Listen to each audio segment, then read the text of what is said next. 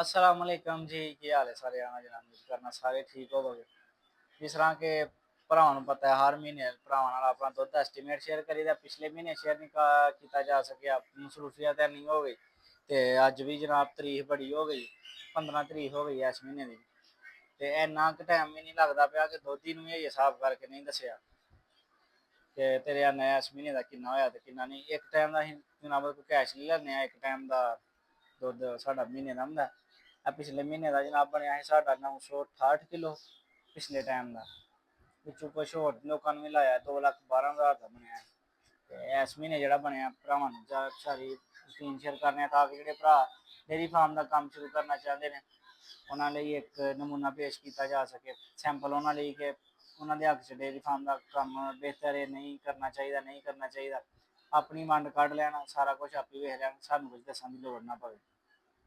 ते जनाब एक टाइम का दुद्ध है हूँ तकरीबन 2-4 मिनट पहला मैं हिसाब किया था, अज 15 तरीक हो गई है तो एक टाइम का असी जनाब अल्लाह खैर की नगद पैसे ले लैने पिछू कुछ दुद्ध हूँ एक होर दोधी नूं मिलाया, दुद्ध प्रॉपर नहीं जा रहा है वह लैदा लिखने भी जो लैके जाता, क्योंकि दुद्ध की लागत बहुत घट है। डंगर माशाअल्लाह कोल वाहवा ने तकरीबन 17-18 डंगर ने ते दुद्ध की लागत बिल्कुल घट है। थोड़े दिनों तक इंशाअल्लाह ताला शुरू हो जाएगी दुद्ध की लागत, क्योंकि जेठ चढ़न वाला। तो जनाब अपना जो दुद्ध होया इस महीने सारा हिसाब किताब अगे कढ़िया 1,63,460 रुपये का साढ़ा पिछले टाइम का दुद्ध होया। ये कुछ दुद्ध जनाब सुबह के टाइम होर बंदे भी लाई जाते हैं, 5 किलो एक बंदे नूं लाया तो 5-4 किलो एक बंदे नूं लाया, यानी कि कुल मिला के साढ़ा कुछ 2,25,000 रुपये का इस महीने का सुबह का दुद्ध होया। 2 लख ते तकरीबन 75-80 हज़ार रुपये का साढ़ा शाम का दुद्ध होया, यानी कि 5 लख के राउंड बाउंड साढ़ा इस महीने दुद्ध होया दोवां टाइमां का। यानी कि हूँ मौसम भी तगड़ा आ गया, जेठ आ गया, स्टाले मुक गए ने लेकिन इस महीने है कि कनक भी घर की आ गई है, तूड़ी भी घर की आ गई है लेकिन है कि पट्ठा मुल नहीं लेना पै रहा। फिलहाल स्टाला भी तकरीबन एक किला खलोता है जो लिया के पाने खाने के डंगर भैड़े ने, लेकिन जनाब मतलब मुल पट्ठा लैके नहीं पाना पै रहा। ये जनाब 1,63,460 एक बंदे के पैसे ने तो कोई 50,000 रुपये जो होर बंद लाया वो ने, क्योंकि दुद्ध नहीं लग रहा है इन्ना, लेकिन उम्मीद है अगों अल्लाह खैर की तो जनाब दुद्ध लग जाएगा।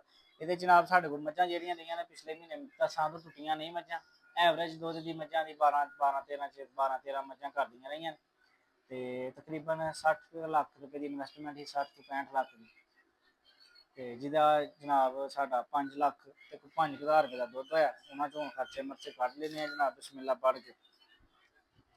और पिछले महीने मोस्टली साढ़ा बंडे का तो डन बेस है ना, जो भैना ही भैना तकरीबन 1,70,000 रुपये का बंडा साढ़ा हर महीने पैंदा है, इस तो भी ज़्यादा ही पैंदा क्योंकि रोज़ का एक तोड़ा पैंदा तो 4500 रुपये का एक तोड़ा बनता बंडे का। ठीक है, उस बाद जनाब को 20,000 रुपया बिजली का बिल आ गया, 30,000 रुपया मुलाजम का कट लिया। उस तो बाद जनाब पिछले महीने मझां बड़ियां बमार हुई, डॉक्टर बड़ा पैसा लै गया साढ़े। एक गाय बीमार हुई तकरीबन 10,000 रुपया तो लग गया, 4 मझां बीमार हुई 10-10 हज़ार रुपया तकरीबन उन्होंने ड्रिपां लवाइया ने 2-2 3-3 मेटाबोल्स दी, एक नूं ते एक टाइम ते 3 लवाइया, लेकिन मझ लाल हो गई, इत्थे डिग्गी डिग के लाल हो गई। तकरीबन कोई 50,000 के राउंड बाउंड साढ़ा डॉक्टर पिछले महीने लै गया। उस तो इलावा जनाब OTC तुसीं 30,000 रुपया पा लो। उस तो इलावा अल्लाह तुहाडा भला करे, मोटे मोटे खर्चे जनाब डॉक्टर का हो गया, बंडे का हो गया, तूड़ी घर की आ गई, लेकिन इस महीने तूड़ी सटाई है सारा साल ही पैनी हो, फिर भी एवरेज 30,000 की पै ही जाती है महीने की। पट्ठे ने वो घर दे ने, जे तुहां पट्ठे मुल लै काम करना फिर मझां का कम ही ना करो, या पैसे ठेके ते ले लो या पट्ठे घर दे होन। यह जनाब 170 ते जनाबे वाला 20, 190 ते 30, ये जनाब 2,20,000 ते 50, 2,70,000 ते 30, 3 लख 3 लख फिर 30, 3,30,000 यानी कि 1,70,000 रुपया सानू इस महीने बचे। हूँ इस दुद्ध के पैसे नहीं बचने करने क्योंकि मझां की एवरेज घट जानी दुद्ध की, हूँ जेठ हाड़ चढ़न वाला इन्होंने दिनों छप्पड़ा चों पानी सुक जाना तो मोटा मोटा ही खर्चा इन्होंने चोइए होर भी कड्ढो तो रुपया तकरीबन लख ही बचता। 60 ਕੁ ਲੱਖ ਦੀ ਇਨਵੈਸਟਮੈਂਟ ਨਾਲ ਤੇ ਨਾਲ ਹਾਰਡ ਵਰਕਿੰਗ ਬੜੀ ਹੈ 24 ਘੰਟੇ 400 ਚੱਲ ਮਤਲਬ ਕਿ ਬਹਿਣਾ ਨਹੀਂ। ਤੇ ਇਹ ਨਿਜ਼ਾਮ ਬਣੀ ਜਨਾਬ ਇਸ ਮਹੀਨੇ ਦਾ, ਪਿਛਲੇ ਦਾ ਵੀ ਸ਼ੇਅਰ ਨਹੀਂ ਹੋਈ। ਇਹ ਪਿਛਲੇ ਦੇ ਲਏ ਨਹੀਂ, ਪੈਸੇ ਵੀ ਦੋਧੀ ਨੇ ਦੇਣੇ ਨੇ, ਸਾਰੇ ਪਾਕਿਸਤਾਨ ਦੇ ਦੋਧੀ ਨੇ ਪੈਸੇ ਦੇਣੇ ਨੇ, ਕਿਉਂਕਿ ਪਿਛਲੇ ਮਹੀਨੇ ਦੁੱਧਾਂ ਦੀ ਲਾਗਤ ਹੀ ਨਹੀਂ ਰਹੀ। ਇੱਥੋਂ ਖੜਦੇ ਹਨ ਜਾ ਕੇ, ਕਦੀ ਉਹਦਾ ਖੋਇਆ ਬਣਾਓ ਤੇ ਕਦੀ ਕੁਛ ਬਣਾਓ ਤੇ ਕਦੀ ਕੁਛ ਬਣਾਓ। ਤੇ ਜਨਾਬ ਤਕਰੀਬਨ 1 ਲੱਖ ਰੁਪਇਆ ਇਸ ਮਹੀਨੇ ਬਚਿਆ। ਤੇ ਆਪਣਾ ਹਿਸਾਬ ਕਿਤਾਬ ਕੱਢ ਲਓ, ਵੰਡ ਕੱਢ ਲਓ। ਜੇ ਕਿਸੇ ਭਰਾ ਨੇ ਕਰਨਾ, ਇਹਨਾਂ ਦਿਨਾਂ 'ਚ ਮੱਝਾਂ ਵੀ ਮਹਿੰਗੀਆਂ ਨੇ, ਸਾਰੇ ਸਾਲ ਦਾ ਸਭ ਤੋਂ ਮਹਿੰਗਾ ਸੂਆ ਚੱਲ ਰਿਹਾ। ਠੀਕ ਹੈ, ਮਾੜੀ ਤੋਂ ਮਾੜੀ ਮੱਝ ਇਸ ਟਾਈਮ 6 ਲੱਖ ਦੇ ਹੋ ਗਈ, ਜਿਹੜੀ ਚੰਗੀ ਮੱਝ ਹੈ ਉਹ 6 ਲੱਖ ਤੋਂ ਵੀ ਬਾਅਦ।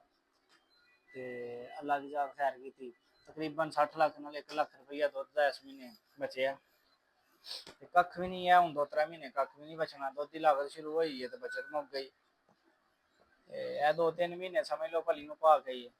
ਰੇਟ ਵੀ ਵਧਾਣੇ ਹਨ ਲੇਕਿਨ ਰੇਟ ਨਹੀਂ ਵਧਾਏ ਕਿ ਵਜ੍ਹਾ ਕੀ ਬਣੀ, ਦੁੱਧ ਦੀ ਲਾਗਤ ਹੀ ਨਹੀਂ ਹੈ।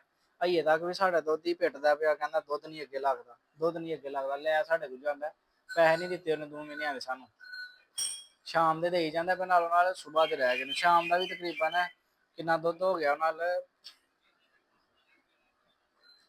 ਜਿਹੜੇ ਕੈਸ਼ ਪੈਸੇ ਕੀਤੇ ਨੇ ਨਾ ਉਹਨਾਂ ਨੇ ਕਿ ਮੈਂ ਇਹ ਤੁਹਾਨੂੰ ਰੋਜ਼ 50 ਕਿਲੋ ਹੋਏ, ਸ਼ਾਮੀ 50 ਦੇ ਰੋਜ਼ ਦਈਆਂ ਕਰਾਂਗਾ, 502 ਕਿਲੋ ਹੋਏ, ਯਾਨੀ ਕਿ 1.5 ਲੱਖ ਦੇ ਰਾਉਂਡ ਬਾਉਂਡ ਹੋ ਗਿਆ। ਤੇ ਮਾਲਕ ਦੀ ਜ਼ਾਤ ਖੈਰ ਕਰੇ। ਇਹ ਜਨਾਬ ਇਸ ਮਹੀਨੇ ਦਾ ਐਸਟੀਮੇਟ ਹੀ, ਕਿਸੇ ਬੰਦੇ ਨੂੰ ਸਮਝ ਚ ਆਉਂਦਾ ਹੈ ਜਨਾਬ ਕੰਮ ਸ਼ੁਰੂ ਕਰ ਦੇ। ਤੇ ਮਿਲਾਂਗੇ ਇਨਸ਼ਾਅੱਲਾ ਤਾਲਾ ਭਰਾਵਾਂ ਨੂੰ ਅਗਲੀ ਵੀਡੀਓ 'ਚ, ਉਦੋਂ ਤੱਕ ਲਈ ਅੱਲਾ ਹਾਫਿਜ਼, अस्सलाम वालेकुम।